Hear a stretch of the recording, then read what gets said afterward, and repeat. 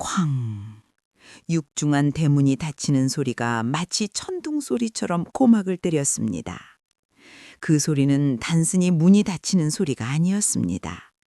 한 여인의 일생이, 아니 그 가녀린 목숨줄이 끊어지는 듯한 비정한 소리였습니다. 안녕하세요. 설화를 귀로 듣는 설화를 듣다입니다. 오늘 밤 여러분은 어느 동네의 달빛 아래서 이 이야기를 듣고 계신가요? 서울, 부산 혹은 해외 어디라도 좋습니다. 우리가 이야기로 연결된 지금 이 순간 여러분이 계신 곳을 댓글로 남겨주세요. 굳게 닫힌 대문 밖으로 내동댕이 쳐진 여인, 바로 연심이었습니다. 아이고 어머님, 제발 문 좀 열어주십시오. 이 엄동설안에 빈손으로 나가라 하시면 저더러 죽으라는 말씀이 아니십니까? 어머님. 연심은 꽁꽁한 땅바닥에 이마를 짓지으며 피가 나도록 문을 두드렸습니다. 손톱이 깨지고 손가락 끝이 동상으로 검붉게 변해가도 그녀는 멈출 수가 없었습니다. 문 안쪽에서는 사람의 인기척이 느껴졌으나 돌아오는 것은 싸늘한 침묵뿐이었습니다. 아니, 이내 날카로운 고함이 담장을 넘어 날아왔습니다. 시끄럽다. 어디서 동네방네 소란을 피우느냐? 아들도 못 낳는 칠거지약을 범한 년이 어디라고 감히 어머님을 찾아? 내 눈앞에서 썩 꺼지지 못할까? 그것은 남편 김서방의 목소리가 아니었습니다. 새로 들어온 첩실객 여우 같은 월향이의 표독스러운 목소리였습니다. 그 목소리에 섞여 시어머니 허마님의 쩌렁쩌렁한 호통도 들려왔습니다. 내버려 두거라. 제 풀에 지치면 가겠지. 썩은 동아줄 잡고 있어봐야 제 손만 아프지 않겠느냐? 예, 월향아, 날이 차다. 문단속 단단히 하고 어서 방으로 들어가자꾸나. 우리 귀한 손주 녀석 감기라도 들라? 네, 어머님. 호호호, 안 그래도 아범이 아랫목을 뜨끈하게 찢어놓았답니다.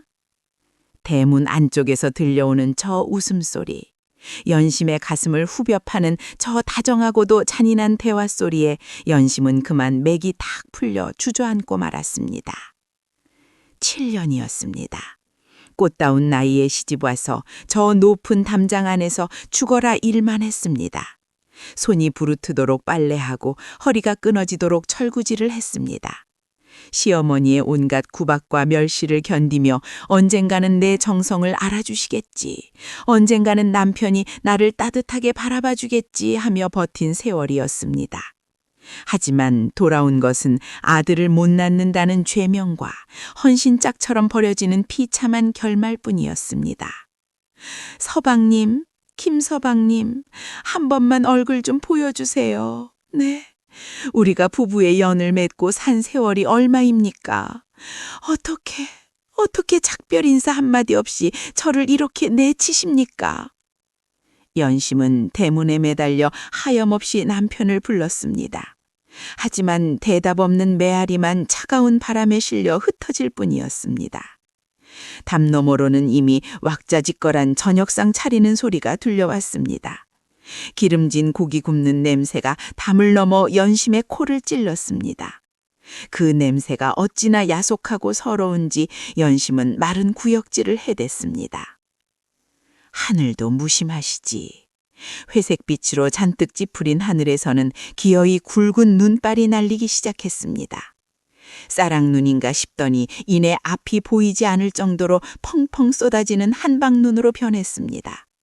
혹격 저고리 하나만 걸친 연심 위로 차가운 눈이 쌓여갔습니다. 살을 내는 칼바람이 뼛속까지 파고들었습니다. 흐흐흐, 어머니, 우리 어머니, 저 시집갈 때 그러시지요. 귀머거리 3년, 벙어리 3년, 장님 3년이라고. 참고 살면 복이 온다고. 헌데 이게 그 복입니까? 이게 제가 7년 동안 죽어라 고생한 대가란 말입니까? 연심은 비틀거리며 자리에서 일어났습니다. 더 이상 이곳에 있어 봐야 얼어 죽는 것 말고는 남은 게 없었습니다. 짐이라고는 등 뒤에 맨 낡은 보따리 하나뿐이었습니다. 그 안에는 다 해진 속옷 몇 가지와 시집 올 때 친정어머니가 몰래 쥐어주었던 엽전 2냥이 전부였습니다. 친정도 이미 기울어 돌아갈 곳이 없었고 아는이 하나 없는 타양에서 그녀를 받아줄 곳은 어디에도 없었습니다. 눈보라를 헤치며 정처 없이 걷기를 한참 마을 사람들의 수근거리는 소리가 귓가를 스쳤습니다. 저기 봐, 저 여자 박진사 댁 며느리 아냐? 쯧쯧쯧, 결국 쫓겨났구먼. 독한 시어미 등살에 배견할 재간이 있나? 그래도 그렇지 이 엄동설안에 내쫓다니 너무한 거 아니요? 말도 마셔. 그 집 구석 인심 사납기로 소문난 거 몰라? 그지한테 소금 뿌리는 위인들인데 오죽하겠어? 사람들의 동정어린 시선조차 연심에게는 날카로운 비수처럼 느껴졌습니다. 차라리 아무도 모르는 곳으로 숨어버리고 싶었습니다.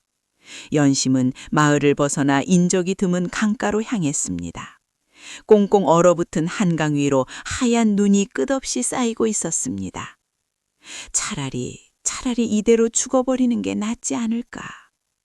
연심은 다리 난간을 붙잡고 시퍼런 강물을 내려다보았습니다. 얼음이 깨진 틈 사이로 흐르는 검은 물이 마치 그녀를 부르는 듯했습니다. 그래, 살아서 무엇하겠나. 자식 하나 못 낳는 죄인 지아비에게 버림받은 년이 살아서 밥 축낸들 누가 반겨주겠나. 어머니, 불효녀 연심이 먼저 갑니다. 저승에서나마 따뜻한 밥 한 끼 지어 올릴게요.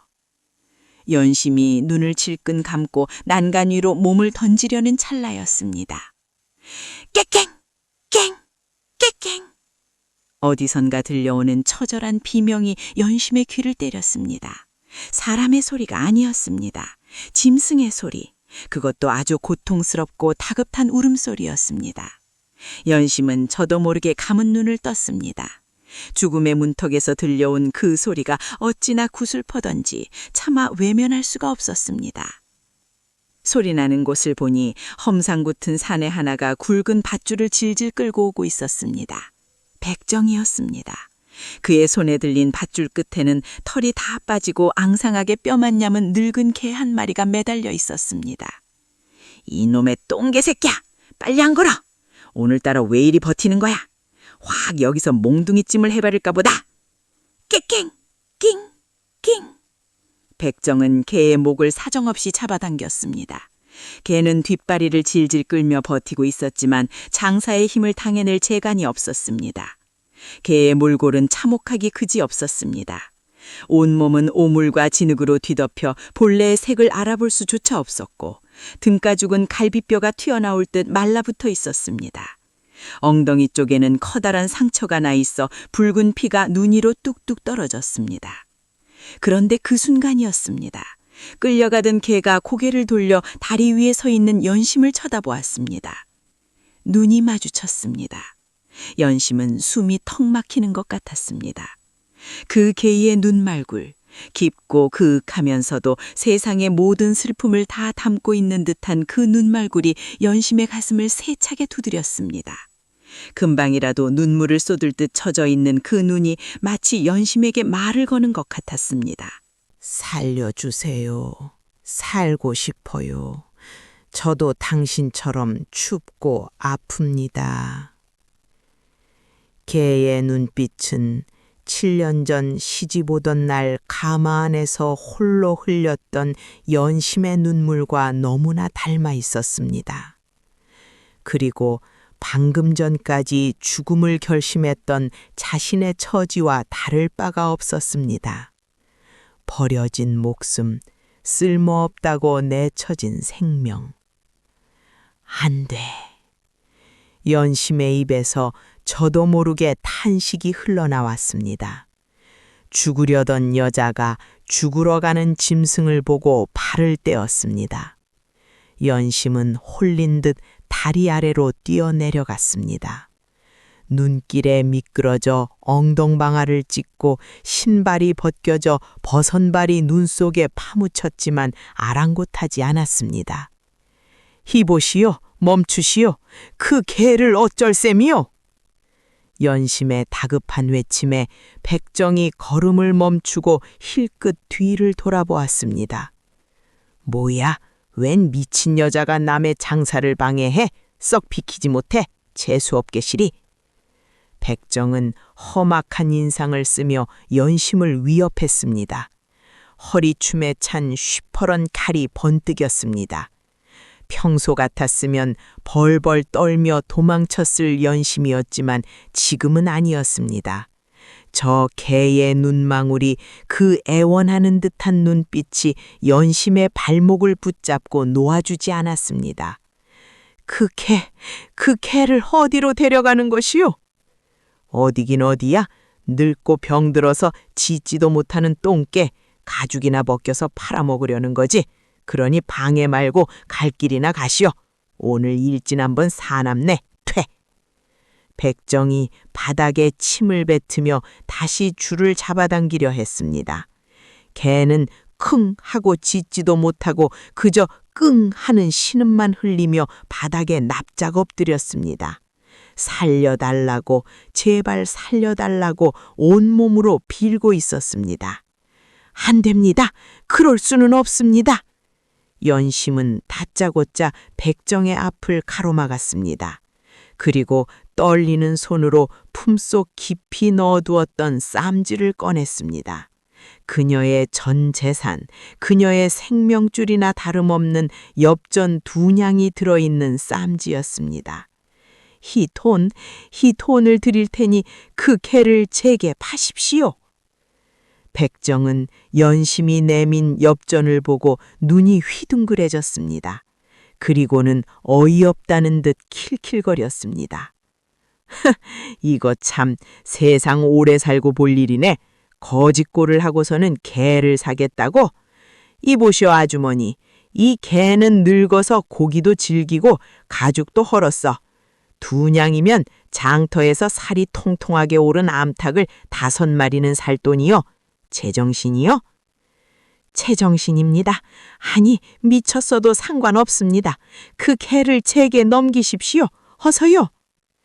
연심은 돈을 백정의 손에 쥐어주고는 억지로 밧줄을 빼앗았습니다.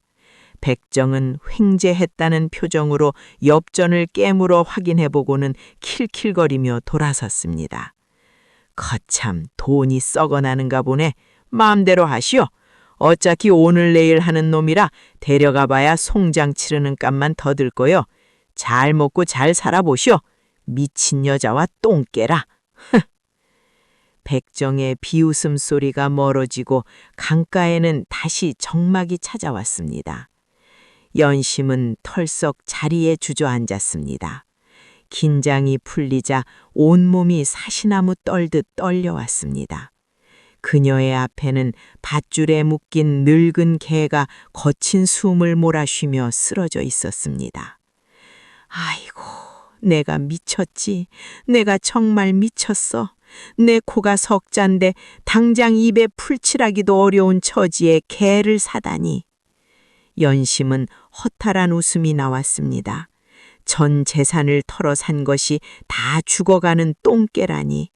남들이 알면 손가락질하며 비웃을 일이었습니다. 하지만 연심은 냄새나는 개의 목을 끌어안았습니다. 개의 몸은 앙상했지만 그 안에서 희미하게 전해지는 심장 박동 소리가 연심의 차가운 손을 녹여주었습니다. 괜찮니? 많이 아팠지? 이제 괜찮다. 이제 안 끌려가도 돼. 연심이 개의 머리를 쓰다듬자 개는 혀를 내밀어 연심의 언 손을 핥아주었습니다. 까칠까칠하고 따뜻한 그 느낌에 연심의 눈에서 참았던 눈물이 터져나왔습니다. 너도 나처럼 갈 곳이 없구나. 너도 나처럼 쓸모없다고 버려졌구나. 그래, 우리 둘 다 천덕꾸러기 신세다. 불쌍한 것, 가엾은 것. 연심은 개를 부둥켜 안고 한참을 울었습니다. 자신의 신세가 서러워서 울고 저 말 못하는 짐승의 처지가 가엾어서 울었습니다. 개는 그런 연심을 위로하듯 가만히 그녀의 품에 머리를 기대고 있었습니다. 한참을 울고 나니 속이 조금 후련해지는 듯 했습니다. 연심은 눈물을 닦고 개의 눈을 들여다보았습니다. 오물에 찌든 털 사이로 보이는 그 눈동자는 여전히 맑고 깊었습니다. 그래, 인연이다. 죽으려던 나를 네가 붙잡았으니 이것도 하늘의 뜻이겠지. 이제 너와 나는 한 식구다. 헌데 식구를 그저 개라고 부를 수는 없지 않느냐. 연심은 잠시 고민했습니다. 흙투성이가 되어 꼬락서니는 험했지만 본래는 털이 하얀 개였을 것입니다. 덕구, 그래, 덕구가 좋겠다. 덕을 베풀고 덕을 쌓으며 살라는 뜻으로 덕구라고 부르마. 비록 지금은 우리가 가진 게 아무것도 없지만 서로 의지하며 덕을 쌓으면 언젠가 펴뜰 날도 있지 않겠느냐. 컹! 마치 알아들은 듯해 개가 힘겹게 꼬리를 한번 툭 쳤습니다. 그 작은 몸짓이 연심에게는 큰 대답처럼 들렸습니다. 그래, 고맙다. 덕구야, 일어나자. 눈이 더 쌓이기 전에 우리가 몸 누일 곳이라도 찾아보자냐. 설마 하니 하늘이 무너져도 솟아날 구멍이 없겠느냐. 가자, 덕구야. 연심은 밧줄을 풀고 자신의 모도리를 풀어 덕구의 상처난 목에 감아주었습니다. 그리고 비틀거리는 덕구를 부축하며 일어섰습니다. 눈보라는 여전히 거세게 몰아치고 있었지만 연심의 발걸음은 조금 전보다 활결 단단해져 있었습니다. 혼자가 아니었기 때문입니다. 빈털털이 쫓겨난 며느리와 다 죽어가는 늙은 개, 세상 가장 초라한 두 생명의 동행은 그렇게 시작되었습니다. 이것이 훗날 조선 팔도를 뒤흔들 대반전의 서막이 들 줄은 눈보라치는 그날 밤 아무도 알지 못했습니다. 휘잉. 차가운 눈보라는 그칠 줄을 모르고 연심의 볼을 깨렸습니다. 덕구의 항상한 등에 얹은 손끝이 얼어 터질 듯 아려왔지만 연심의 가슴속에 맺힌 응어리보다는 차갑지 않았습니다. 곁에서 절뚝거리며 걷는 덕구의 거친 숨소리가 아니었다면 연심은 이미 그 자리에서 꽁꽁 얼어붙은 망부석이 되었을지도 모릅니다. 연심은 덕구의 목을 감싸 안으며 잠시 걸음을 멈추었습니다. 눈앞에 펼쳐진 하얀 설원이 마치 그녀가 처음 시집오던 날 깔려있던 하얀 무명천처럼 보였습니다. 7년 전 꽃가마 타고 박진사 댁, 아니 김서방 댁으로 들어서던 그날도 이렇게 눈이 부시게 하얀 날이었습니다. 아이고, 새색시가 참 곱기도 하지. 복스럽게 생긴 것이 아들 하나는 쑥 낳겠네. 동네 사람들의 덕담이 귓가에 쟁쟁했습니다. 친정어머니는 연심의 손을 꼭 쥐며 신신당부하셨습니다. 연심아, 명심해라. 시집살이는 벙어리 3년, 귀머거리 3년, 장님 3년이라더라. 무슨 일이 있어도 참고 또 참아야 한다. 그래야 집안이 평안하고 네가 산다. 알겠지? 그때는 그 말이 무슨 뜻인지 몰랐습니다. 그저 남편 잘 섬기고 시어머니 공경하면 사랑받으며 살 줄 알았습니다. 하지만 김서방 댁 대문을 넘어선 순간부터 연심의 인생은 지옥불로 걸어 들어가는 것과 다름없었습니다. 그 집의 안주인 허나님, 동네에서 소문난 깐깐한 시어머니였습니다. 그녀는 며느리를 사람이 아니라 부리기 좋은 소나 말쯤으로 여겼습니다. 예, 해가 중천에 떴는데 아직도 이불 속에 있는 게냐? 닭이 울기 전에 일어나 마당을 쓸고 밥을 지어 마야 할 것 아니냐? 게을러 빠져서 어디다 쓰겠노? 새벽별이 채 지기도 전 허마님의 쩌렁쩌렁한 고함 소리가 연심의 잠을 깨웠습니다. 눈을 비비고 일어나 부엌으로 달려가면 산더미처럼 쌓인 일거리가 그녀를 기다리고 있었습니다. 우물에서 물을 길어오는 것부터 시작이었습니다. 10독이나 되는 물 항아리를 가득 채우려면 연심의 가녀린 어깨가 으스러지도록 물지개를 져야 했습니다. 아이고 허리야. 잠시라도 허리를 필라치면 어디선가 허마님의 감시하는 눈초리가 날아들었습니다. 어허, 젊은 년이 벌써부터 허리 타령이야?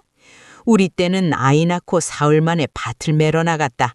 쌀 아까운 줄 모르고 밥만 축내더니 살만 뒤룩뒤룩 쪄가지고는 엄살이 심하구나. 살이 찌다니요?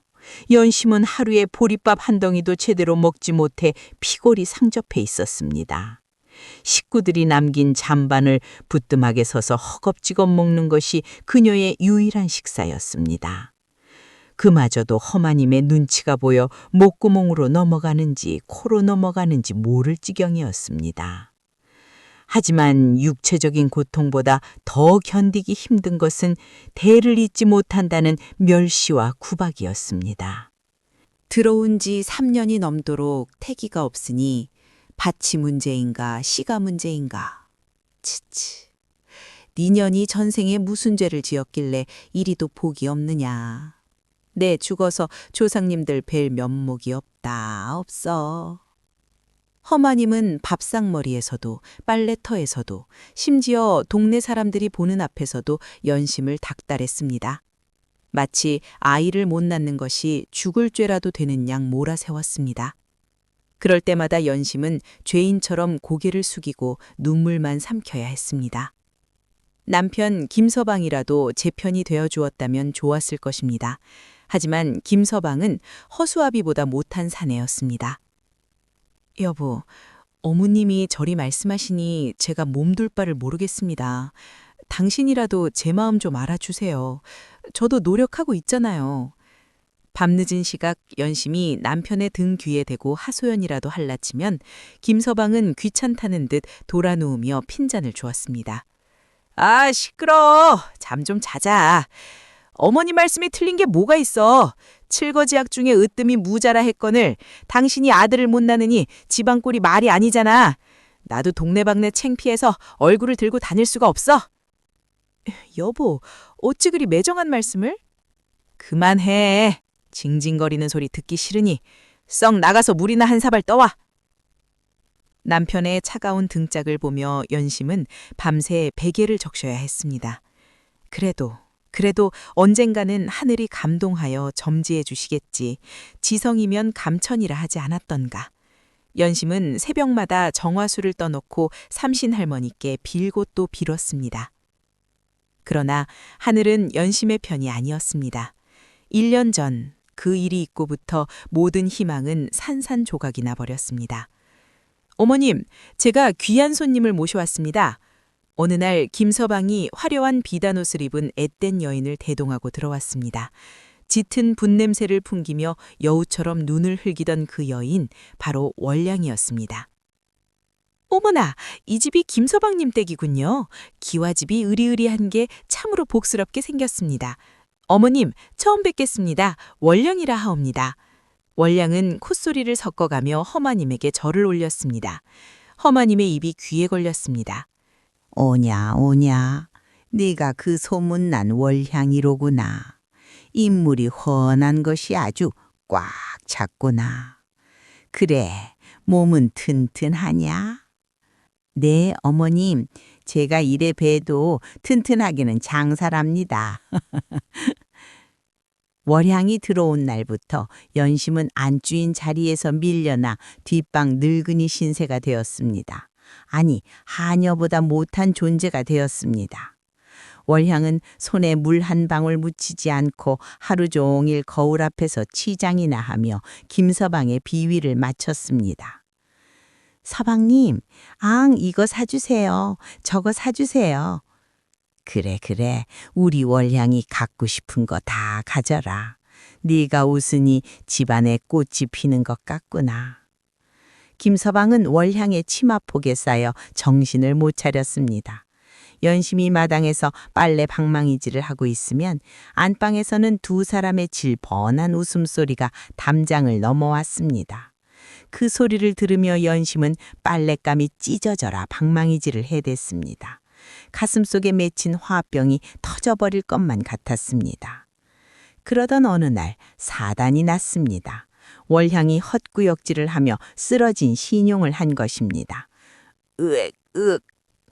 아니, 이게 무슨 소리냐? 월향아, 어디 아프냐? 허마님과 김서방이 기겁을 하며 달려들었습니다. 의원이 불려오고 집안이 발칵 뒤집혔습니다. 진맥을 마친 의원이 껄껄 웃으며 말했습니다. 축하드립니다. 태기가 있습니다. 아주 건강한 녀석이 들어앉았군요. 그 순간 허마님과 김서방은 덩실덩실 춤이라도 출 기세였습니다. 아이고 조상님 감사합니다. 드디어 우리 집안에 대가 이어지는구나.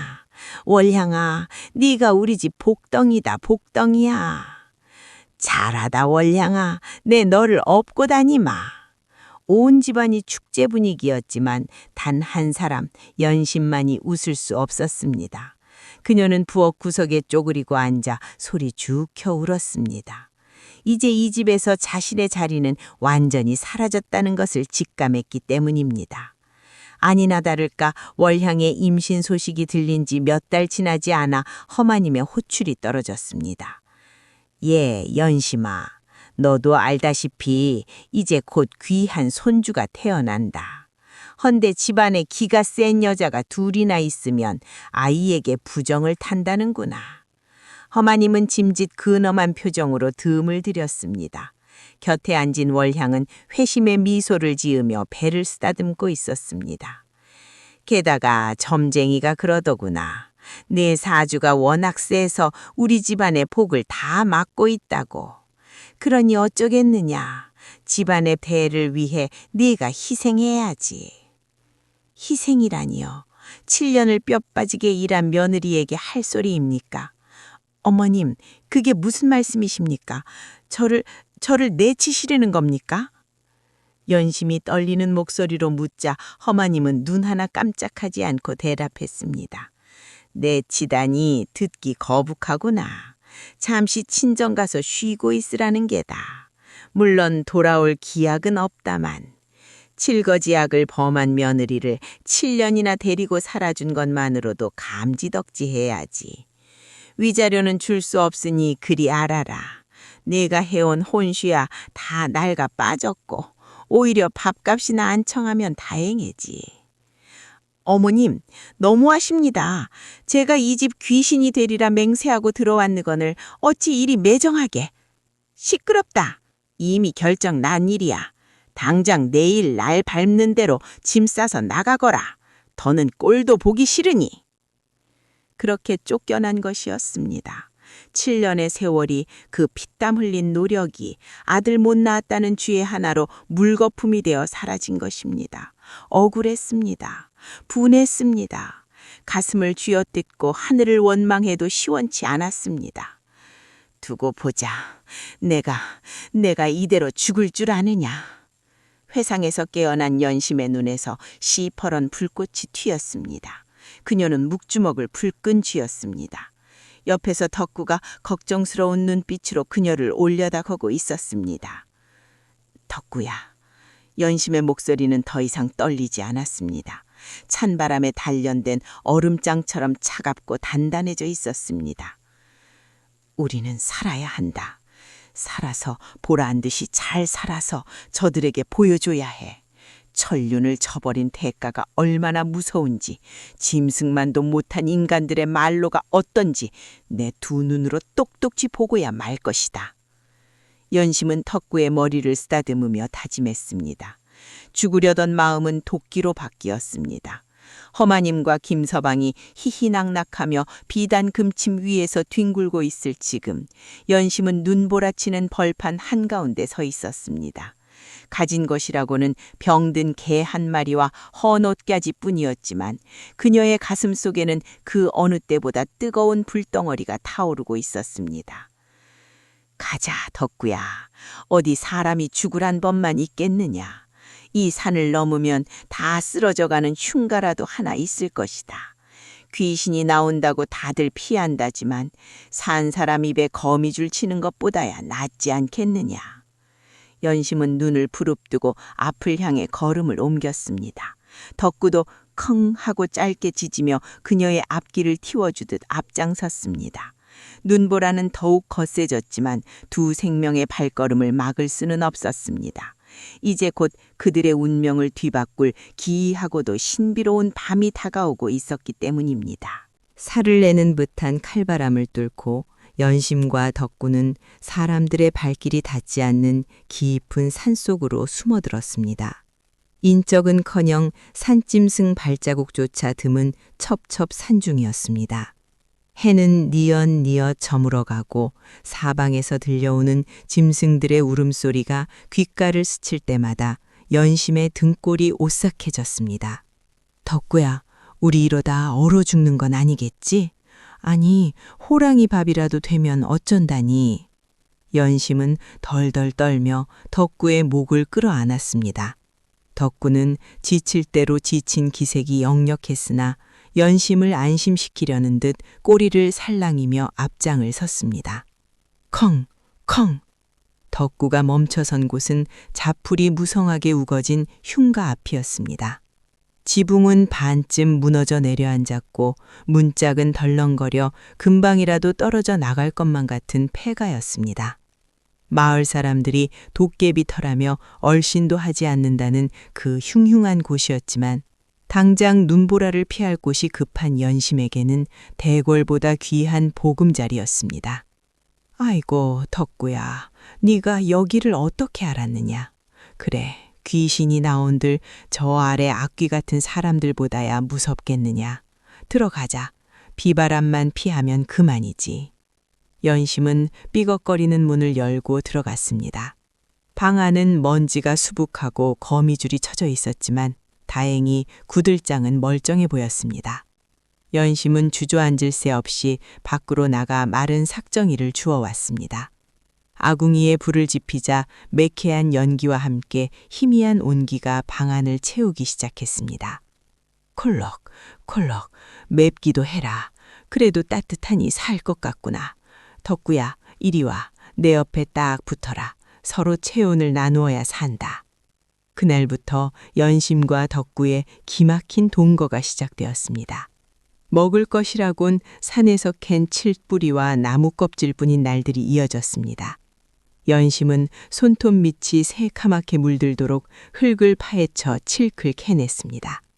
아이고, 손이야. 그래도 이게 어디냐. 덕구야, 자, 해봐라. 너 먼저 먹어라. 늙고 병든 몸으로 나 따라오느라 고생 많았지? 연심은 자신이 캐온 칡뿌리 중 가장 실하고 부드러운 것을 골라 덕구의 입에 물려주었습니다.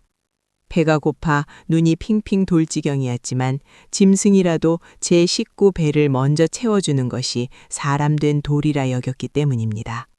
오독, 오독. 덕구는 연심의 마음을 아는지 칡뿌리를 야무지게 씹어먹고는 연심의 손등을 핥아주었습니다. 까슬까슬한 혀의 감촉이 연심에게는 덧없는 위로였습니다. 그래, 많이 먹거라. 너라도 살아야 나도 살지 않겠느냐. 내 비록 가진 건 없지만 너 굶기는 일은 없게 하마. 연심의 지극정성 덕분이었날까요? 피골이 상접했던 덕구의 몸에 조금씩 살이 오기 시작했습니다. 듬성듬성 빠졌던 털 사이로 윤기 나는 새털이 돋아나고 흐릿하던 눈동자에는 생기가 돌기 시작했습니다. 밤이면 산짐승들이 흉가 주위를 맴돌며 울어댔지만 덕구가 그르릉 하고 낮게 으르렁거리면 거짓말처럼 조용해지곤 했습니다. 우리 덕구가 나를 지켜주는구나. 든든하다, 든든해. 천하장사 김서방보다 네가 100번 낫다. 그렇게 겨울이 가고 봄이 오더니 어느새 찌는 듯한 무더위와 함께 장마철이 찾아왔습니다. 그해 여름 장마는 유난히도 거셌습니다. 하늘에 구멍이라도 난 듯 며칠 나빠지로 쉬지 않고 장대비가 쏟아졌습니다. 콰르릉 쾅. 천둥 소리가 산천을 뒤흔들고 번개가 밤하늘을 찢어놓을 듯 번쩍였습니다. 낡은 초가 삼가는 비바람에 금방이라도 날아갈 듯 위태롭게 흔들렸습니다. 천장 곳곳에서는 빗물이 줄줄 새어들어와 방 안은 온통 물바다가 되었습니다. 아이고, 무서워라. 하늘이 노하셨나? 비가 어찌 이리 무섭게 내린다니. 덕구야, 괜찮니? 무서워 말고 이리 오렴. 연심은 방구석에 웅크리고 앉아 덕구를 끌어안았습니다. 밖에서는 계곡물 불어나는 소리가 굉음처럼 들려왔습니다. 두려움에 떨며 빗소리를 듣고 있던 그때였습니다. 왕왕, 컹컹. 평소 점잖하던 덕구가 갑자기 벌떡 일어나 문 밖으로 미친 듯이 지저대기 시작했습니다. 평범한 지짐이 아니었습니다. 목이 터져라 아주 다급하고 날카로운 비명이었습니다. 덕구야, 왜 그러니? 밖에 뭐라도 있는 게냐? 호랑이라도 내려왔어? 연심이 놀라 덕구를 진정시키려 했지만 덕구는 막무가내였습니다. 으르릉, 컹컹. 덕구는 연심의 치맛자락을 입에 물고 거칠게 문 쪽으로 끌고 다녔습니다. 어찌나 세게 당기는지 연심의 몸이 질질 끌려갈 정도였습니다. 아이고, 이거 놔라. 옷 찢어진다. 이 비바람 속에 어딜 나가자는 거야. 덕구야, 미쳤어? 제정신이야? 연심이 버티려 하자 덕구는 연심의 바짓가랑이를 물고 놓아주지 않았습니다. 번쩍이는 번갯빛에 비친 덕구의 눈. 연심은 그 눈을 보고 소스라치게 놀라 주저앉아 버리 말았습니다. 칠흑 같은 어둠 속에서 덕구의 두 눈이 시퍼런 도깨비불처럼 푸른 안광을 뿜어내고 있었기 때문입니다.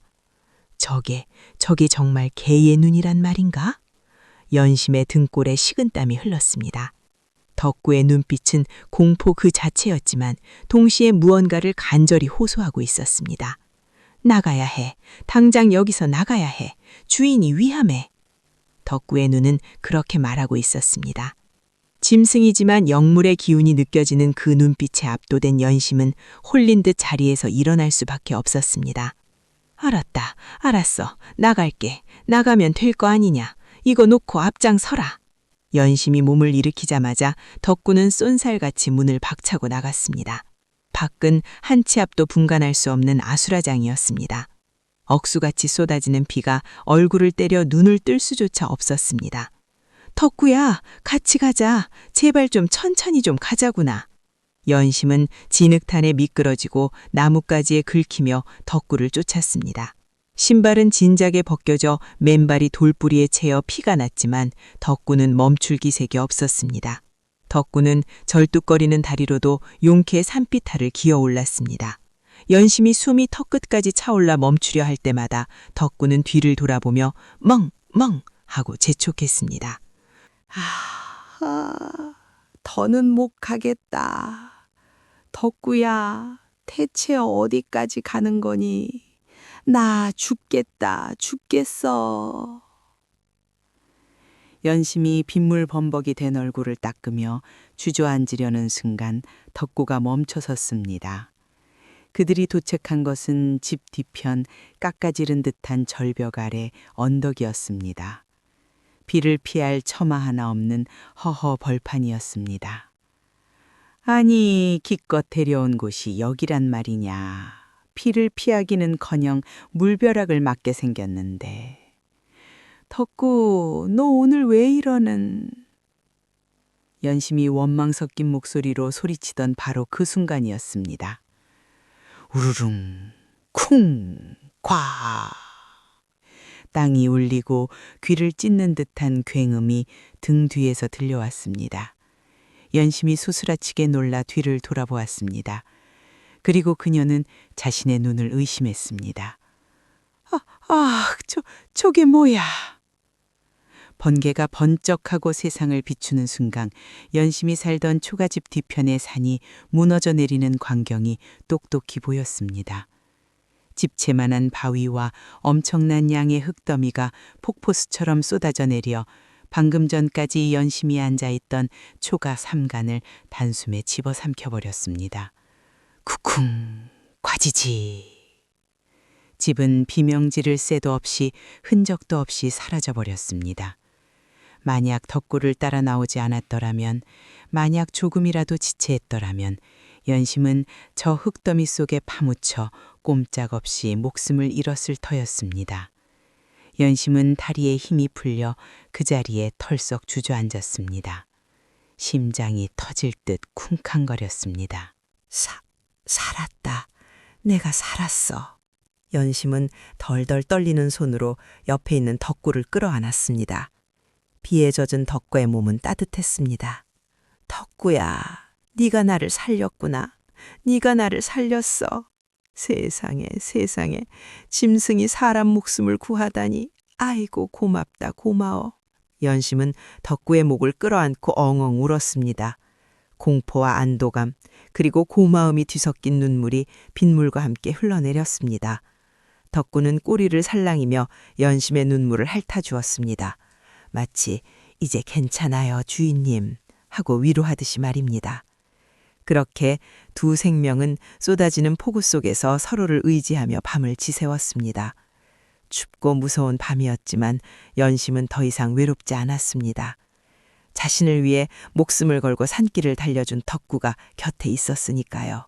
다음 날 아침 언제 그랬냐는 듯 비가 그치고 맑은 해가 솟아올랐습니다. 밤새 추위에 떨다 잠든 연심은 따사로운 햇살에 눈을 떴습니다. 날이 새구나. 몸을 일으키려던 연심은 눈앞에 펼쳐진 처참한 광경에 다시 한번 놀랐습니다. 초가집이 있던 자리는 산사태로 인해 온통 붉은 흙밭으로 변해 있었습니다. 집은 기둥 하나 남지 않고 완전히 사라져 있었습니다. 세상에, 저런 난리통에 살아남다니. 조상님이 도우셨나, 아니면 덕구가 도깨비라도 된 건가. 연심이 혀를 차며 자리에서 일어나려는데 옆에 있던 덕구가 보이지 않았습니다. 덕구야, 덕구야, 어디 갔니? 연심이 주위를 두릉거리자 저만치 무너져 내린 흙더미 위에서 덕구가 무언가를 열심히 파헤치고 있는 모습이 보였습니다. 컹컹, 킁킁. 덕구는 앞발로 흙을 파내며 연신 냄새를 맡고 있었습니다. 예, 거기서 뭐하니? 위험하다. 이리 내려오너라. 흙이 또 무너질라. 연심이 소리쳤지만 덕구는 들은 채도 하지 않고 땅을 파는 데에만 열중했습니다. 그러더니 갑자기 흙 속에서 무언가를 입에 물고 냅다 연심에게로 달려왔습니다. 아이고 깜짝이야. 무얼 물고 온 거냐? 쥐라도 잡은 게냐? 더러우니 뱉거라. 덕구는 꼬리를 흔들며 연심의 앞에 입에 물고 있던 것을 툭 하고 뱉어놓았습니다. 진흙이 잔뜩 묻어 형체를 알아보기 힘든 뿌리 같은 것이었습니다. 이게 뭐니? 도라지니 아니면 더덕이라도 캔 거냐? 연심은 대수롭지 않게 여기며 덕구가 물어온 것을 집어들었습니다. 그리고 묻어있는 흙을 툭툭 털어내고 흐르는 계곡물에 씻어보았습니다. 흙물이 씻겨 내려가자 그 속에서 황분빛이 감도는 뽀얀 속살이 드러났습니다. 그 순간 연심의 손이 부들부들 떨리기 시작했습니다. 그것은 도라지도 더덕도 아니었습니다. 사람의 형상을 꼭 닮은 몸통에 가늘고 긴 뿌리가 수십 가닥 뻗어있는 모습, 그리고 코끝을 찌르는 짙은 향기. 어릴 적 할아버지에게서 귀동냥으로만 듣던 것이었습니다. 산삼? 그것도 그냥 산삼이 아니야. 이 뇌두를 보아라. 마디가 몇 개냐? 하나, 둘, 셋. 세상에 100년은 좋게 넘은 천종 산삼이 아니냐. 연심은 비명을 지를 뻔했습니다. 신만이들도 평생에 한 번 볼까 말까 하다는 전설의 영약, 하늘이 내려준다는 천종 산삼이 제 손에 들려 있었습니다. 덕구야, 이걸 어디서 캔 거냐? 응? 저기서 캔 거냐? 연심이 덕구가 파헤치던 곳을 바라보았습니다.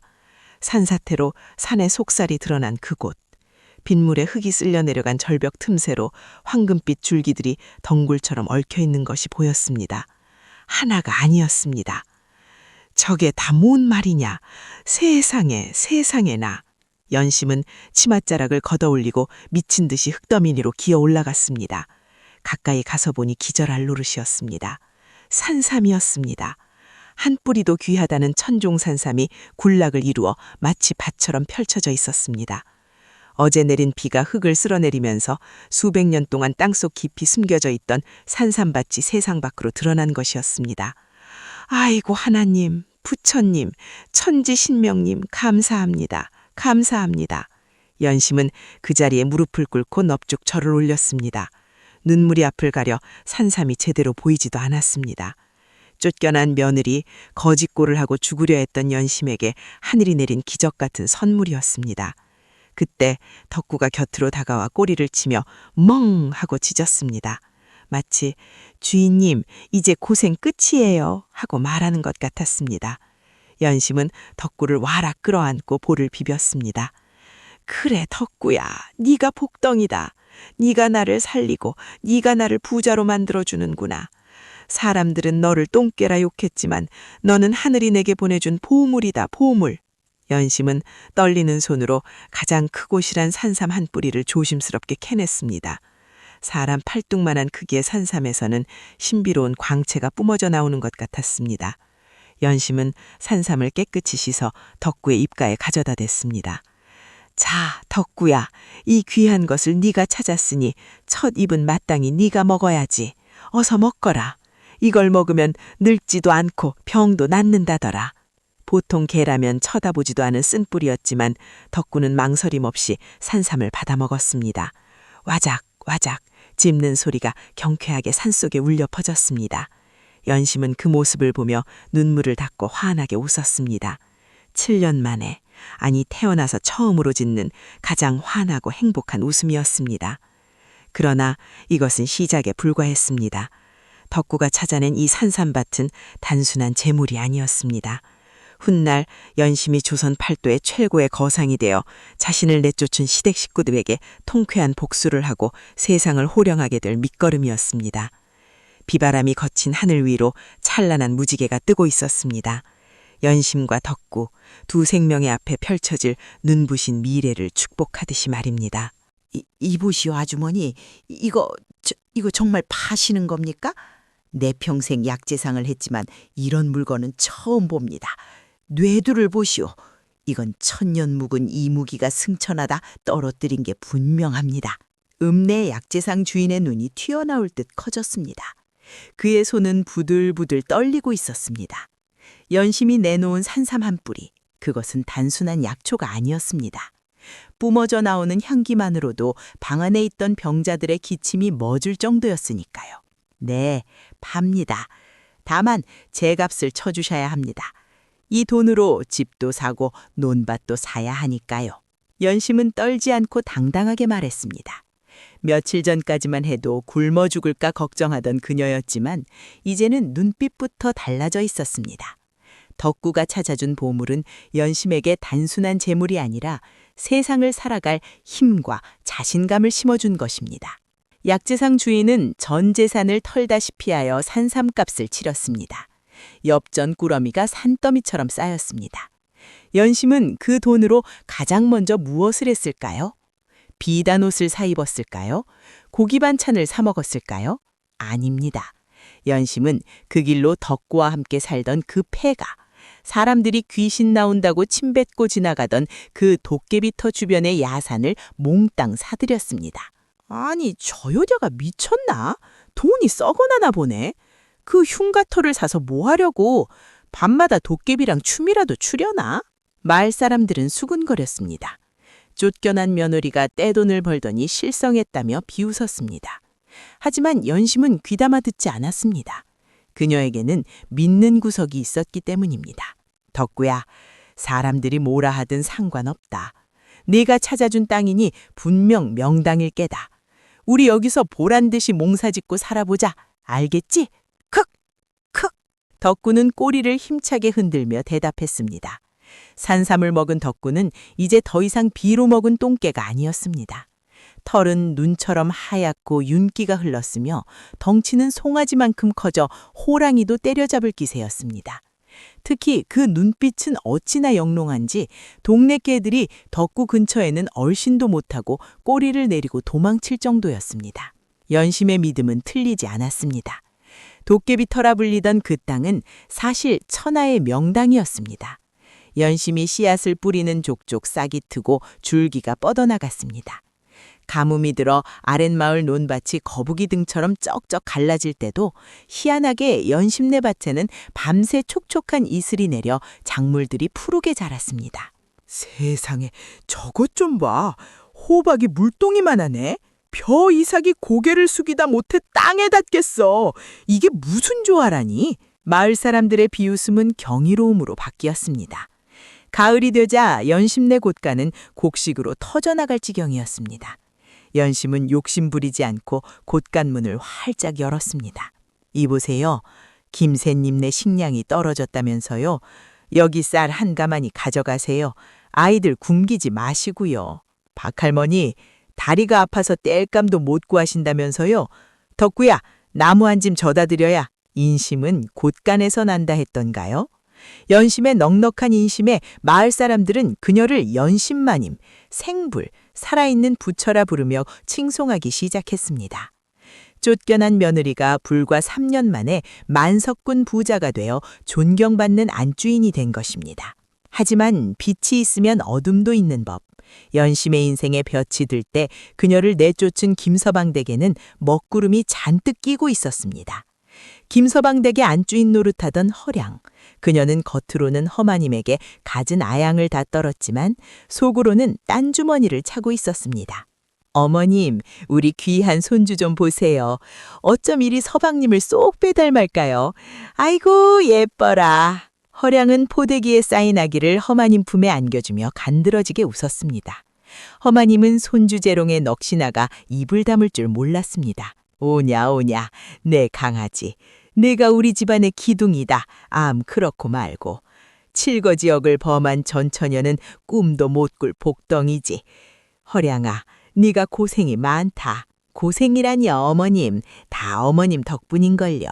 참, 어머님, 이제 손주도 보셨으니 집안 재산 관리도 좀 더 확실히 하셔야지요. 서방님은 바깥일에 어두우시고 어머님도 연로하신데 제가 어머님 손발이 되어 도와드릴게요.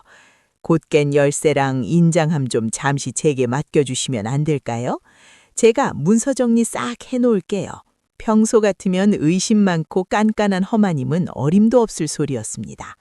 하지만 손주의 눈이 멀고 허량의 현올림에 홀린 허마님은 판단력이 흐려져 있었습니다.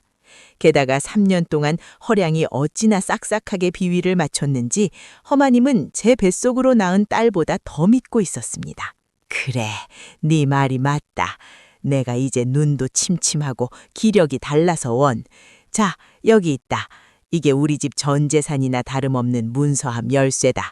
네가 똘똘하니 잘 관리해 다오. 네, 염려 마세요, 어머님. 제 목숨처럼 소중히 다루겠습니다. 허량은 열쇠를 받아들며 고개를 숙였습니다. 하지만 그녀의 입가에는 비릿한 미소가 번져고 있었습니다. 그날 밤 허량은 모두가 잠든 틈을 타 은밀히 뒷문을 열었습니다. 어둠 속에서 험상 구운 사내 하나가 슥 나타났습니다. 인근 장터의 악명 높은 타짜, 도박꾼 쌍칼이었습니다. 허량의 옛 기둥서방이기도 했지요. 받았어? 받았지 그럼. 늙은 여우가 손주놈한테 정신이 팔려서 아주 순순히 내주던 걸. 자, 여기 집문서, 땅문서, 그리고 논밭 문서 따지 싹 다 있어. 역시 우리 허량이 솜씨 하나는 기가 막히네. 이걸로 장리꾼한테 가서 돈 댕기면 평생 놀고 먹어도 남겠어. 잠깐, 챙길 게 하나 더 있어. 허량은 방으로 들어가 곤히 잠든 아기를 포대기에 쌌습니다. 아니, 애는 왜? 짐스럽게. 이 멍청한 인간아. 이 핏덩이가 있어야 나중에라도 딴소리를 못하지. 그리고 이 집 구석 늙은이들한테 위로거리를 남겨줄 필요가 뭐 있어. 아주 씨를 말려버려야지. 그래야 내 속이 시원하지. 허량의 눈은 도끼로 번들거렸습니다.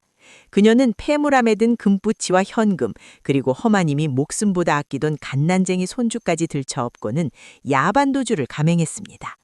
새벽닭이 울기도 전 칠흑 같은 어둠 속으로 두 남녀는 사라졌습니다. 김서방 댁의 모든 희망을 훔쳐서 말이죠. 다음 날 아침 김서방 댁은 지옥으로 변했습니다. 마님, 큰일 났습니다. 작은 마님이 안 계십니다. 아기 씨도요. 하인의 다급한 외침에 허마님과 김서방이 뛰쳐나왔습니다. 안방은 난장판이 되어 있었고 장롱문은 활짝 열려 텅 비어 있었습니다.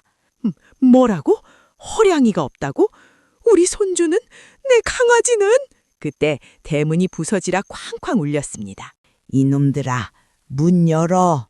돈을 빌려갔으면 갚아야지. 어디서 쥐새끼처럼 숨어 있느냐? 험상구 중 장리꾼 10수명이 몽둥이를 들고 들이닥쳤습니다. 누구시오? 우리가 언제 돈을 빌렸다고 행패요?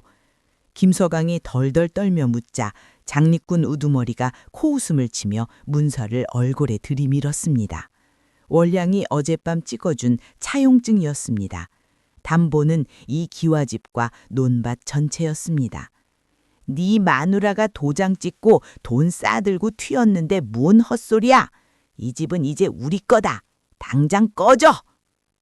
안 돼. 내 돈, 내 집, 내 손주. 허마님은 그 자리에서 거품을 물고 쓰러졌습니다. 김서방은 넋이 주저앉았습니다. 하루아침에 알거지가 된 것입니다. 한편 연심에게도 또 한 번의 위기가 찾아왔습니다. 어느 여름날 장마가 시작될 무렵이었습니다. 연심은 관아에 볼 일이 있어 외출 채비를 서둘렀습니다. 덕우야, 집 잘 지키고 있거라. 관아에 가서 세금 문제 좀 해결하고 올 테니 금당 다녀오마. 연심이 가마에 오르려는데 툇마루에 안전히 앉아있던 덕구가 갑자기 마당으로 뛰어내려왔습니다. 컹! 덕구는 연심의 앞을 가로막고 지저댔습니다. 평소에 순한 지짐이 아니었습니다. 이빨을 드러내고 털을 곤두세우며 마치 적이라도 만난 듯 사납게 굴었습니다. 덕구야, 왜 그러니? 나 바쁘다니까. 비켜라 어서. 연심이 덕구를 피해 가려 하자 덕구는 아예 연심의 치맛자락을 입에 물고 늘어졌습니다. 아이고, 이거 놔라. 비싼 옷 찢어진다. 너 오늘따라 왜 이러는 거니? 지난번처럼 산사태라도 난다는 거냐? 연심이 아무리 달래도 덕구는 요지부동이었습니다. 오히려 더욱 거칠게 짖으며 가마꾼들이 접근조차 하지 못하게 위협했습니다. 가마꾼들이 겁에 질려 뒷걸음질 쳤습니다. 마님, 개가 저리 사납게 구는 걸 보니 오늘은 일진이 안 좋은가 봅니다요. 짐승이 주인을 말릴 때는 다 이유가 있다는데. 가마꾼의 말에 연심은 등골이 서늘해짐을 느꼈습니다. 3년 전 그날 밤 덕구가 자신을 살려냈던 기억이 떠올랐기 때문입니다. 덕구의 눈빛은 그때처럼 시퍼런 안광을 내뿜고 있었습니다. 그래, 덕구가 이유 없이 이럴 리가 없지. 영물인데. 연심은 주저없이 가마에서 내려 덕구의 머리를 쓰다듬었습니다. 알았어. 내 너를 믿으마. 오늘 외출은 안 하겠다. 됐지? 연심이 발길을 돌려 안방으로 들어가자 그제야 덕구는 짖는 것을 멈추고 꼬리를 흔들며 연심의 발취에 엎드렸습니다. 휴, 내가 가지 말라니 안 가긴 한다만 관아일이 급한데 큰일이구나. 연심이 방에 들어와 차 한 잔을 마시며 한숨을 돌리던 바로 그 순간이었습니다. 우르르 쾅! 쾅! 하늘이 무너지는 듯한 굉음이 마을 전체를 뒤흔들었습니다. 땅이 울리고 집이 흔들릴 정도의 엄청난 소리였습니다. 마님! 큰일 났습니다요! 하인들이 사색이 되어 달려왔습니다. 무슨 일이냐? 어디 벼락이라도 떨어진 게냐? 그게 아닙니다요. 마을 어귀에 있는 큰 돌다리가, 그 튼튼한 다리가 불어난 물살을 이기지 못하고 와르르 무너져 내렸답니다요. 방금 다리를 건너던 소장수랑 행인들이 물에 휩쓸려 떠내려갔답니다. 연심의 찻잔이 손에서 미끄러져 쨍그랑 하고 깨졌습니다. 그 돌다리는 연심이 관아로 가기 위해 반드시 건너야 하는 다리였습니다. 만약 덕구가 말리지 않아 예정대로 출발했더라면 지금쯤 저 차가운 급류에 휩쓸려 목숨을 잃었을 것이 자명했습니다. 연심은 다리에 힘이 풀려 주저앉아 말았습니다. 식은땀이 비오듯 흘렀습니다. 곁에 있던 덕구를 와락 끌어안았습니다. 덕구는 듬직하게 연심의 품을 받아주었습니다. 덕구야, 내가 또 나를 살려구나. 너는 정말 하늘이 내게 보내준 수호신이 분명하구나. 연심의 눈물이 흘러 덕구의 하얀 털을 적셨습니다. 덕구는 혀로 연심의 눈물을 닦아주며 낑낑 하고 위로했습니다. 그래, 내가 어리석었다. 짐승이라도 영물은 앞날을 더 잘 내다보는 법인데. 고맙다. 정말 고맙다. 연심은 덕구를 끌어안고 한참을 울었습니다. 이것은 단순한 우연이 아니었습니다. 선한 마음으로 생명을 구한 연심에게 내려진 하늘의 보답이자 덕구의 갚아도 끝도 없는 은혜였습니다. 반면 같은 시각 김서방 댁 대문 밖으로 쫓겨난 허마님과 김서방은 쏟아지는 장대비를 맞으며 거리에 나앉아 있었습니다. 아이고, 내 팔자야, 내 돈, 내 손주, 으흐흐흐. 허마님은 땅을 치며 통곡했지만 지나가는 사람들은 혀를 찰 뿐이고 아무도 도와주려 하지 않았습니다. 인과 응보, 뿌린 대로 거둔다는 옛말이 하나 틀림없는 것입니다. 하늘에는 먹구름이 가득했지만 연심의 집 유폭으로만 신기하게도 한 줄기 햇빛이 비치고 있었습니다. 마치 하늘이 착한 사람은 복을 받고 악한 사람은 벌을 받는다는 것을 보여주려는 듯합니다. 이제 곧 운명의 수레바퀴는 마지막 종착역을 향해 굴러가기 시작했습니다.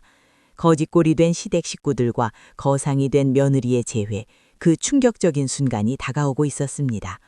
아이고, 내 팔자야, 내 팔자야. 이게 무슨 날벼락이란 말이냐. 허마님의 통곡 소리가 고갯마루를 넘어가고 있었습니다. 하지만 그 소리에 귀 기울여 주는 이는 아무도 없었습니다. 지나가는 까마귀나 깍깍 하고 비웃을 뿐이었지요. 화려한 비단옷은 온데간데 없고 누더기조차 걸치지 못한 허마님의 꼴은 그야말로 거지 중의 상거지였습니다. 헝클어진 머리칼은 빗자루 몽둥이 같았고 얼굴은 며칠을 씻지 못해 쑥검정칠을 한 듯 새카맸습니다. 발에는 신발 대신 집나기로 칭칭 감은 헌 헝겊 조각이 매달려 있어 걸을 때마다 피고름이 배어나왔습니다. 어머니, 제발 좀 그만 우세요. 배고파 죽겠는데 우는 소리 들으니 더 힘이 빠집니다. 어디 가서 밥 한 술이라도 얻어올 생각은 안 하시고 앉아서 신세 한탄만 하십니까? 옆에서 지팡이를 짚고 절뚝거리는 김서방이 짜증 섞인 목소리로 투덜댔습니다. 그 역시 몰골이 말이 아니었습니다. 양반네 체면은 진작에 개나 줘버린 지 오래였습니다. 이놈아, 네가 지금 애미한테 할 소리냐? 이게 다 누구 때문인데? 네가 그 여우 같은 년한테 홀려서 집문 서고 땅문 서고 다 내주지만 않았어도 우리가 이 꼴은 안 났을 거 아니냐? 아이고, 이 화상아, 내 속이 문드러진다 문드러져. 두 모자는 길바닥에 주저앉아 서로를 헐뜯고 비난하느라 시간 가는 줄 몰랐습니다. 배에서 꼬르륵 소리가 천둥치듯 요란하게 울려 퍼졌지만 당장 입에 풀칠할 방도가 없었습니다. 지나가는 사람들이 코를 막고 피해갔습니다. 저기 봐, 저 노인네들 며칠째 저러고 있네. 제차, 박진사 댁 망했다더니 꼴 좋구먼. 인심을 그리 사납게 쓰더니 천벌 받은 게야. 거지한테 소금 뿌리던 위인들이 이제 거지가 됐으니 세상사 참 알다가도 모를 일이지. 사람들의 수군거림이 비수처럼 꽂혔지만 자존심 따질 처지가 아니었습니다. 허마님은 지나가는 행인의 바지가랑이를 붙잡고 매달렸습니다. 이보시오, 선비님, 적선 좀 하시오. 며칠을 굶져서 눈이 안 보입니다요. 밥 한 덩이만, 아니 먹다 남은 누룽지라도 좀. 에이, 더러워. 어디서 거짓대가 달라붙어. 저리 안 비켜? 선비는 옷자락을 탁탁 털며 횡하니 가버렸습니다. 허마님은 땅바닥에 느동쟁이 쳐졌습니다. 어머니, 괜찮으세요? 아휴, 창피해라. 양반 체면에 이게 무슨 꼴입니까? 체면이 밥 먹여주냐? 당장 굶어 죽게 생겼는데, 야, 너도 멍청이 서 있지 말고 저기 가서 구걸이라도 좀 해봐라. 젊은 놈이 멀뚱멀뚱 서서 뭐 하는 거야? 아이고, 저는 못합니다. 쪽팔려서 어떻게 합니까? 배가 덜 고팠구먼 덜 고팠어. 에이, 찌찌. 그때였습니다. 혀를 차며 지나가던 한 노파가 그들을 흘낏 보더니 툭 한마디 던졌습니다. 그 꼴들이 참 딱하네 그려. 여기서 이러지 말고 저 고개 너머로 가보시오. 거기 연심마님 댁이라고 있는데 워낙 인심이 후해서 찾아오는 거지떼들도 밥은 배불리 먹여보낸다더구먼. 거기 가면 굶어 죽지는 않을게요. 연심마님 댁이요? 김서방의 귀가 번쩍 뜨었습니다. 그래요. 그 집 개한테 주는 밥도 쌀밥이라더라. 어서 가보시오. 해지기 전에 고개 넘으려면 서둘러야 할게요. 노파는 지팡이를 짚고 멀어졌습니다. 허마님과 김서방은 서로 얼굴을 마주 보았습니다. 어머니, 들으셨죠? 쌀밥이랍니다. 쌀밥. 개한테도 쌀밥을 준다니 얼마나 부자면 그러겠습니까? 연심이라. 이름이 어디서 많이 듣던 이름 같기는 한데. 에이, 설마 아니겠지. 세상에 동명이인이 어디 한둘이냐. 그 천한 년이 마님 소리 들을 리가 없지. 아무튼 가자. 밥 준다는데 지옥불이라도 못 들어가겠냐? 두 사람은 마지막 힘을 짜내어 비틀거리며 고개를 올랐습니다. 며칠을 굶은 다리가 후들거리고 숨이 턱끝까지 차올랐지만 머릿속에는 오로지 하얀 쌀밥 생각뿐이었습니다. 고개를 넘자마자 눈앞에 펼쳐진 광경에 두 사람은 입이 떡 벌어졌습니다. 멀리 보이는 기와집은 과거 자신들이 살던 집보다 훨씬 크고 웅장했습니다. 솥을 때무는 하늘을 찌를 듯 높았고 담장 안으로는 기와 지붕이 끝없이 이어져 있었습니다. 곡간이 어찌나 많은지 담장 밖으로 곡식가마니가 넘쳐날 지경이었습니다. 와, 세상에, 여기가 궁궐이야, 집이야. 우리 집은 저거에 비하면 초가집이었네요. 입 다물어라. 배 아파 죽겠다. 저게 다 내 거였어야 하는데 어떤 놈은 복이 터져서 저런 집에 살고 나는 이게 무슨 꼴이냐. 아이고, 배야. 허마님은 질투심에 배가 아픈 건지 배가 고파 아픈 건지 분간이 안 갈 지경이었습니다. 두 사람은 침을 꼴깍 삼키며 대문 앞으로 다가갔습니다. 대문 앞에는 이미 밥 얻어 먹으러 온 거지들이 한 무리 줄을 서 있었습니다. 밥 좀 줍시오. 며칠을 굶어 죽게 생겼습니다요. 마님 살려주십시오. 대문 밖에서 들려오는 왁자거리한 소리에 안채에 있던 연심이 고개를 들었습니다. 마님, 밖에 또 거린들이 몰려왔나 봅니다. 내쫓을까요? 하녀가 묻자 연심은 조용히 고개를 절었습니다. 아니다. 배고픈 서름은 겪어본 사람만 아는 법이다. 밥을 지어 내보내거라. 연심이 툇마루로 나가 대문 쪽을 바라보았습니다. 그런데 그 순간 연심의 눈이 크게 흔들렸습니다. 거지 무리 틈에 섞여 눕죽 엎드려 있는 두 사람. 누더기를 걸치고 때가 꼬질꼬질했지만 연심은 단번에 알아볼 수 있었습니다. 7년간 하루같이 자신을 괴롭히던 허시어머니 허마님과 매정하게 돌아섰던 남편 김서방이었습니다. 심장이 쿵 하고 내려앉은 것 같았습니다. 분노와 회한과 알 수 없는 통쾌감이 뒤섞여 가슴을 쳤습니다. 결국 이렇게 만나는구나. 천벌을 받을 거라 했지만 저 꼴을 내 눈으로 보게 될 줄은 말이다. 옆에 엎드려 있던 덕구가 갑자기 벌떡 일어났습니다. 그르르 캉! 덕구도 알아본 것입니다.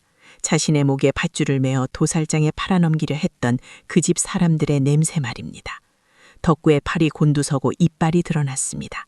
당장이라도 달려가 물어뜯을 기세였습니다. 워워 덕구야, 잠거라. 네 이빨을 더럽힐 가치도 없는 자들이다. 연심은 덕구의 목을 쓰다듬으며 진정시켰습니다. 그리고 차갑게 가라앉은 목소리로 하인을 불렀습니다. 돌쇠야. 네, 마님? 저기 대문 제일 뒤에 엎드려 있는 남녀 보이지? 늙은 할미와 젊은 사내. 네, 보입니다요. 꼴이 아주 말이 아닌데요. 저들에게 밥을 내주어라. 네, 알겠습니다. 쌀밥에 국을 말아드릴까요? 아니다. 사람 밥을 줄 필요 없다. 덕구가 아침에 먹다 남은 밥이 있지. 그 개밥 그릇을 그대로 들고 나가 저들에게 주거라. 하인 돌쇠는 귀를 의심했습니다. 평소 거지들에게도 갓 지은 밥을 대접하던 인자한 마님께서 개밥을 주라니요. 마님, 개밥이라니요. 저기 개밥 그릇엔 생선가시랑 흙 묻은 찌꺼기밖에 없는데요. 내 말이 안 들리느냐? 저들은 사람이 아니라 짐승만도 못한 자들이다. 짐승에게는 짐승밥이 제격이지. 토달지 말고 시키는 대로 하거라. 연심의 호령에 돌쇠는 깜짝 놀라 네네 하고 뛰어나갔습니다. 잠시 후 대문 밖. 자, 여기 있어. 운 좋은 줄 아시오. 우리 마님이 특별히 챙겨주시는 거니까. 돌쇠는 퉁명스럽게 말하며 찌그러진 개밥 그릇을 허마님 앞에 턱 하고 내려놓았습니다. 그 안에는 식어서 딱딱하게 굳은 찬밥 덩어리와 생선 대가리, 그리고 덕구가 먹다 남긴 뼈다귀가 뒤섞여 있었습니다. 냄새도 고약했고 파리가 윙윙 날아다녔습니다. 보통 사람 같으면 모욕감에 화를 내거나 밥그릇을 걷어찼을 것입니다. 하지만 며칠을 굶주린 허마님과 김서방의 눈에는 그것조차 진수성찬으로 보였습니다. 아이고, 밥이다 밥이야. 어머니, 생선도 있어요. 김서방이 먼저 달려들었습니다. 그는 체면이고 뭐고 없이 맨손으로 찬밥 덩어리를 움켜쥐어 입에 쑤셔 넣었습니다. 이놈아, 너만 입이냐? 나도 좀 먹자. 허마님도 질세라 머리를 들이밀었습니다. 두 모자는 개밥 그릇에 코를 박고 허겁지겁 먹어치웠습니다. 얼굴에 밥풀이 묻고 생선 국물이 흘러내리는 줄도 몰랐습니다. 쩝쩝, 아이고 맛있다. 이게 꿀맛이네 그려. 어머니, 저 뼈다귀는 제가 씹겠습니다. 이가 튼튼한 제가 먹어야죠. 비켜라. 노인네가 문저지 어디서 건방지게. 서로 더 먹겠다고 으르렁거리는 꼴이 영락없는 굶주린 짐승이었습니다. 그 모습을 지켜보던 가른 거지들조차 혀를 끌끌 차며 외면할 정도였습니다. 쯧쯧쯧, 얼마나 배가 고팠으면 개밥을 저리 맛있게 먹나? 그러게 말이야, 사람이길 포기했구먼. 순식간에 밥그릇을 싹싹 비운 허마님은 그제야 트름을 꺽 하고 내뱉었습니다. 배가 차니 이제야 주변이 보이기 시작했습니다. 아이고, 잘 먹었다. 이제야 살 것 같네. 예, 박서방아, 아니 김서방아, 우리가 밥을 얻어 먹었으면 인사라도 해야 도리 아니겠냐? 그래야 저녁에 또 얻어 먹지. 맞습니다, 어머니. 주인마님께 인사드리고 좀 더 달라고 해보죠. 이 집 인심이 후하다니 운 좋으면 엽전이라도 몇 푼 쥐어줄지 압니까? 두 사람은 입가에 묻은 밥풀을 대충 훔치고는 안채를 향해 목을 길게 뺐습니다. 주인마님, 밥 잘 먹었습니다요. 복 받으실 겁니다. 적선하신 김에 노잣전이라도 좀... 그때였습니다. 안채의 방문이 스르르 열리고 고운 비단옷을 입은 여인이 천천히 마루로 걸어 나왔습니다. 눈부신 햇살을 등지고선 그녀의 모습은 마치 선녀처럼 고귀해 보였습니다. 그리고 그 옆에는 호랑이처럼 거대하고 능넘한 하얀 개 한 마리가 으르렁거리는 소리를 내며 버티고 서 있었습니다. 허마님은 눈을 가늘게 뜨고 여인을 올려다보았습니다. 아이고, 마님, 인물이 훤하십니다 그려. 관세음보살이 따로 없네. 저희 같은 미천한 것들에게. 말을 잇던 허마님의 입이 점점 벌어졌습니다. 눈이 동그랗게 커지다 못해 튀어나올 것 같았습니다. 손이 부들부들 떨리기 시작했습니다. 아니, 네가... 옆에 있던 김서방도 뒤로 나자빠질 뻔했습니다. 설마, 여보? 마루 위에 서 있는 여인, 3년 전 눈보라치던 밤에 맨발로 쫓겨났던 그 며느리, 바로 연심이었습니다. 연심은 천천히 마당으로 내려와 그들 앞에 섰습니다. 그녀의 표정은 분노도 슬픔도 아닌 서늘한 경멸로 가득 차 있었습니다. 잘들 지내셨습니까? 어머님, 그리고 서방님? 연심의 목소리는 낮고 차분했지만 그 울림은 대문 밖으로 찌릿하게 퍼져나갔습니다. 제 개가 먹다 남긴 밥맛이 어떠신지요? 입에는 맞으시던가요? 네가 어찌 여기에? 이게 다 무슨 조화냐? 네가 이 큰 기와집의 주인이라고? 허마님은 믿을 수가 없어 엉덩방아를 찧으며 뒤로 물러났습니다. 자신이 짐승 취급하며 내쫓은 며느리 집에서 진짜 짐승인 개가 먹던 밥을 훔쳐먹은 꼴이 되었으니 말입니다. 얼굴이 화끈거려 쥐구멍이라도 찾고 싶은 심정이었습니다. 이년이 감히 시어미한테 개밥을 줘? 네가 사람이냐? 천벌을 받을 년! 허마님이 적반하장으로 소리를 질렀습니다. 자존심이 상할 대로 상한 탓에 악다구니를 쓴 것입니다. 하지만 연심은 눈 하나 깜짝하지 않았습니다. 오히려 싸늘한 미소를 지으며 한 발짝 더 다가왔습니다. 천벌이라 하셨습니까? 천벌은 죄 지은 자가 받는 것이죠. 보십시오. 저는 하늘이 도와서 일이 귀하게 되었고 당신들은 하늘이 버려 개밥을 탐하는 신세가 되지 않았습니까? 뭐라고? 이 건방진! 크르릉, 컹. 허마님이 손을 들어 올리려 하자 옆에 있던 덕구가 번개처럼 달려들어 허마님의 코앞에서 지저댔습니다. 집채만한 개가 입을 벌리고 으르렁거리자 허마님은 힉 하고 비명을 지르며 김서방 뒤로 숨었습니다. 이겐 또 뭐야? 저리 안 가! 알아보시겠습니까? 이 아이가 바로 덕구입니다. 3년 전 당신들이 똥개라 부르며 도살장에 팔아먹으려 했던 그 개 말입니다. 연심은 덕구의 목을 감싸 안으며 말을 이었습니다. 저는 이 아이를 가족으로 맞아 살렸고 이 아이는 은혜를 갚아 저를 살렸습니다. 헌데 사람인 당신들은 어찌했습니까? 며느리를 내쫓고 조강지처를 버리고 욕심에 눈이 멀어 천련을 저버리지 않았습니까? 그러니 짐승밥이나 훔쳐먹는 꼴이 된 것이지요. 연심의 말 한마디 한마디가 허마님과 김서방의 가슴에 비수처럼 꽂혔습니다. 주변에 있던 하인들과 거지들도 웅성거리기 시작했습니다. 저 사람들이 그랬어? 며느리를 쫓아내? 아이고 독하기도 해라. 그러니 망했지. 개만도 못한 인간들이네 진짜. 비난의 화살이 쏟아지자 김서방은 얼굴을 들 수가 없었습니다. 그는 무릎을 꿇고 연심의 치맛자락을 붙잡았습니다. 여보, 아니 부인, 내가 잘못했어. 내 눈이 멀었었어. 제발 한 번만 용서해 주시오. 나 좀 살려주시오. 저리 치우십시오. 더는 제 마당을 더럽히지 마세요. 연심은 매몰차게 치맛자락을 뿌리쳤습니다. 저는 이미 3년 전에 죽었습니다. 당신들이 내쫓던 그날 밤 눈보라 속에서 얼어 죽었습니다. 지금 서 있는 저는 당신들이 알던 며느리가 아닙니다. 연심은 대문 쪽을 가리키며 마지막 명령을 내렸습니다. 여봐라, 저들을 당장 밖으로 끌어내라. 다시는 내 집 대문 근처에도 얼씬거리지 못하게 하라. 네, 마님!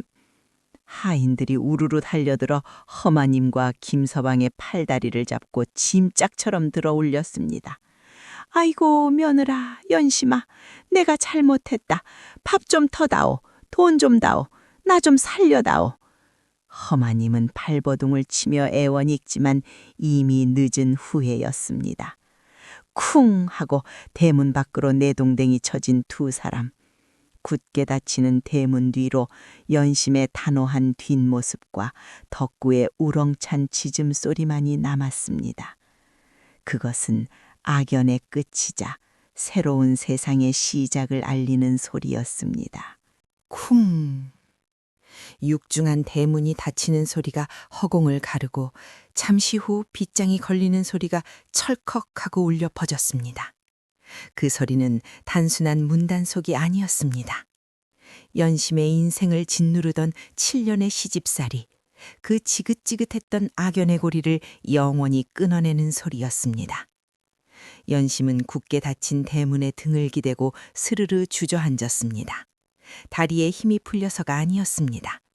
가슴속 깊은 곳에서 뜨거운 무언가가 울컥하고 치밀어 올랐기 때문입니다.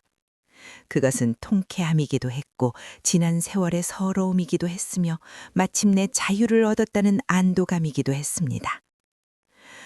후... 연심은 긴 한숨을 토해냈습니다.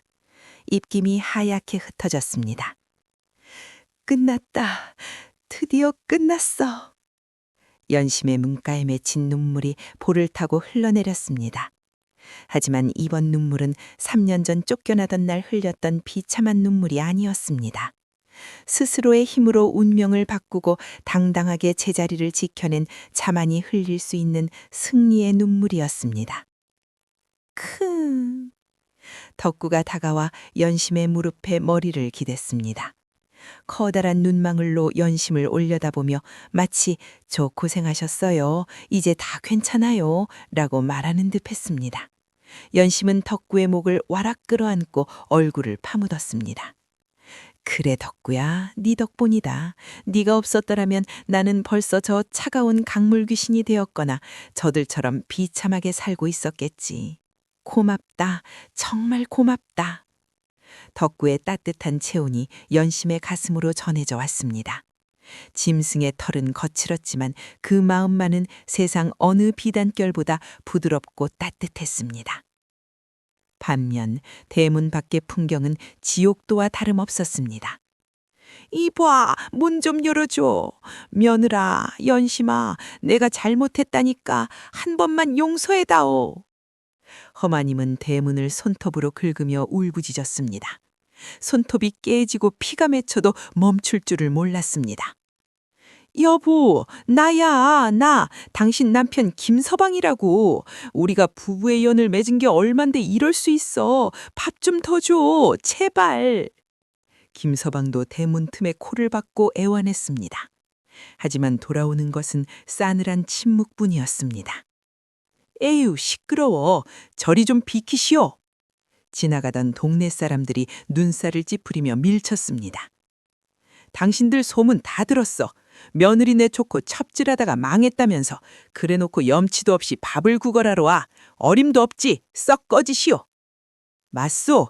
연신마님이 어떤 분인데 당신들 같은 작자들한테 밥을 주겠어. 개밥도 아깝지 암. 사람들의 손가락질과 비난이 쏟아졌습니다. 아이들은 돌멩이를 던지며 놀려댔습니다. 얼레리 꼴레리, 며느리 쫓아내고 거지됐대요. 개밥 훔쳐먹는 할망구래요.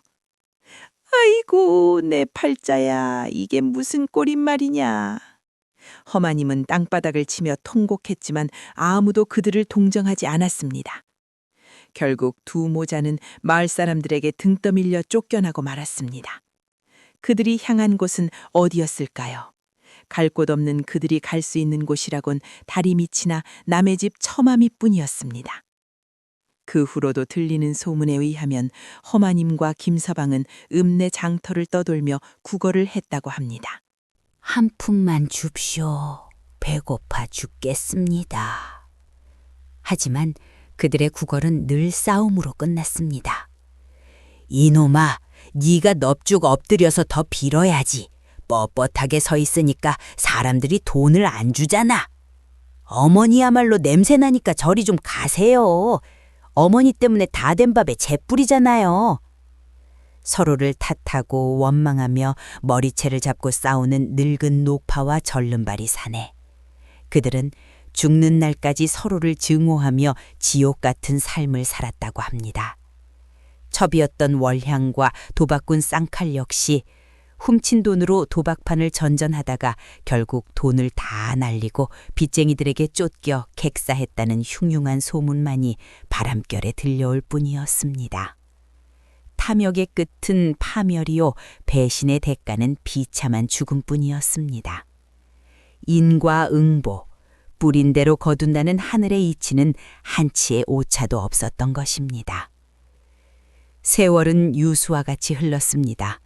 어느덧 연심의 머리에도 하얀 서리가 내리기 시작했습니다. 하지만 그녀의 얼굴은 나이 들수록 더욱 온화하고 기품 있게 변해갔습니다. 연심은 덕구가 찾아준 천종산삼밭을 기반으로 큰 부를 일구었지만 결코 사치하거나 방탕하지 않았습니다. 그녀는 늘 베푸는 삶을 살았습니다. 올해 흉년이 들어 마을 사람들이 굶고 있다지. 곳간을 열어라. 살독을 비워라. 내 식구가 굶는 것을 보고만 있어서야 되겠느냐. 연심의 명성에 감동한 거상들이 전국에서 몰려들었고 그녀의 집은 언제나 사람들로 북적이었습니다. 그녀는 가난한 아이들에게 글을 가르치고 병든 노인들을 위해 의원을 불렀습니다. 사람들은 그녀를 살아있는 보살님이나 우리들의 어머니라 부르며 진심으로 존경했습니다. 그리고 그녀의 곁에는 언제나 덕구가 있었습니다. 덕구도 이제는 나이가 들어 예전처럼 산을 뛰어다니지는 못했습니다. 하얗던 털은 조금 거칠어지고 걸음걸이도 느릿해졌습니다. 하지만 그 눈빛만은 여전히 맑고 깊었습니다. 덕구는 연심이 마루에 앉아 있으면 그 발치에 엎드려 조용히 주인을 지켰고 연심이 마시를 나가면 묵묵히 그 뒤를 따랐습니다. 마을 사람들은 덕구를 그냥 개가 아닌 집안을 지키는 수호신으로 여겼습니다. 저 개 좀 보게. 나이가 20살도 넘었다지. 보통 개들은 10년만 살아도 장수한다는데 저건 필시 하늘이 내린 영물이야. 그렇고 말고 주인의 은혜를 갚으려고 오래오래 사는 게지. 어느 화창한 봄날이었습니다. 연심은 툇마루에 앉아 따뜻한 햇볕을 쬐고 있었습니다. 마당에는 꽃들이 만발하고 담장 너머로는 아이들의 웃음소리가 들려왔습니다. 평화롭고 아름다운 오후였습니다. 연심아. 연심이 나지막히 불렀습니다. 마당 한가운데 엎드려 졸고 있던 덕구가 고개를 들고 꼬리를 살랑였습니다. 이리 와보렴. 덕구가 느릿느릿 걸어와 연심 옆에 앉았습니다.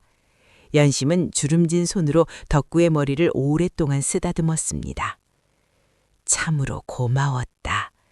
너와 함께한 세월이 내겐 가장 큰 선물이었어. 너도 행복했니? 덕구는 대답 대신 연심의 손등을 핥았습니다. 까칠까칠한 혀의 감촉, 30년 전 눈보라치던 다리 위에서 느꼈던 바로 그 따스함이었습니다. 그래, 알겠다. 나도 행복했다. 아주 많이. 연심의 눈가에 평온한 미소가 번졌습니다. 그녀는 먼 산을 바라보며 독백처럼 중얼거렸습니다. 사람들은 짐승이 말을 못한다 하여 무시하지만 사실은 짐승이 사람보다 더 깊은 마음을 가지고 있는 법이지. 은혜를 입으면 목숨을 바쳐 갚는 것이 짐승이요. 은혜를 원수로 갚는 것이 어리석은 인간이 아니더냐. 나는 너게서 사람의 도리를 배웠단다. 덕구는 지그시 눈을 감고 연심의 목소리를 듣고 있었습니다. 마치 주인의 마음을 다 이해하는 듯이. 그날 밤 덕구는 연심의 품에서 조용히 숨을 거두었습니다. 잠자는 듯 평안한 모습이었습니다. 연심은 덕구를 양지 바른 뒷산, 처음 산삼을 발견했던 그곳에 묻어주었습니다. 그리고 작은 비석을 하나 세웠습니다. 의로운 개, 덕구, 여기 잠들다. 덕구가 떠난 뒤에도 연심은 오랫동안 건강하게 살며 덕을 베풀었습니다. 그리고 그녀가 세상을 떠나는 날 마을 사람들은 하늘에서 하얀 개 한 마리가 구름을 타고 내려와 연심을 태우고 올라가는 꿈을 꾸었다고 합니다. 지금도 그 마을에는 전설처럼 내려오는 이야기가 있습니다. 비바람이 몰아치는 밤이면 산 위에서 주인과 개가 나란히 서서 마을을 지켜보고 있다는 이야기 말입니다. 어쩌면 그들은 하늘나라에서도 짝꿍이 되어 서로를 의지하며 행복하게 지내고 있지 않을까요? 쫓겨난 며느리와 버려진 개, 세상 가장 낮고 천한 곳에서 시작된 그들의 인연은 탐욕에 눈먼 인간들을 부끄럽게 만들고 진정한 사랑과 의리가 무엇인지를 우리에게 가르쳐 주었습니다. 재물은 있다가도 없는 것이고 권세는 10년을 못 간다 하였습니다. 하지만 따뜻한 마음 하나로 맺은 인연은 저승까지 이어지는 법입니다. 우리가 사는 이 세상이 각박하고 험하다 해도 아직은 살만한 이유가 바로 여기에 있지 않을까요? 오늘 밤 잠자리에 들기 전 여러분의 곁에 있는 소중한 존재들을 한 번 더 떠올려 보시기 바랍니다. 그것이 가족이든 친구든 혹은 말 못하는 작은 짐승이든 말입니다. 착한 마음은 언젠가 반드시 복으로 돌아오고 욕심은 화를 부른다는 평범한 진리 부디 잊지 마시고 오늘 밤도 덕구의 맑은 눈망울처럼 편안한 꿈 꾸시길 바라며 지금까지 설화를 들었다 였습니다.